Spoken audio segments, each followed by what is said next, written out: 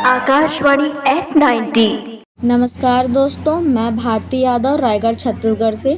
सर्वप्रथम आकाशवाणी को अपने गौरवशाली 90 वर्ष पूरे करने पर मेरी ओर से बधाई एवं शुभकामनाएं। आकाशवाणी ने वर्षों से हम देश के कोने कोने तक समाचार, शिक्षा और मनोरंजन पहुंचाने में अपनी भूमिका निभाई है।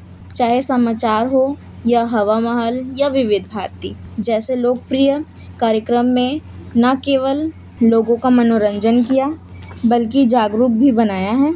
गांव हो या शहर, हर वर्ग के लोगों तक आकाशवाणी की आवाज़ पहुंची है और उससे एक सूत्र से बांधने का कार्य किया है। मैं हृदय से आकाशवाणी का धन्यवाद करती हूं, जिसमें हमेशा विश्वसनीय व सच्ची जानकारी हम तक पहुंची। आज जिस ऐतिहासिक अवसर पर हम सभी आकाशवाणी के इस गौरवशाली सफ़र को नमन करते हैं और इसके उज्जवल भविष्य की कामना करते हैं। धन्यवाद।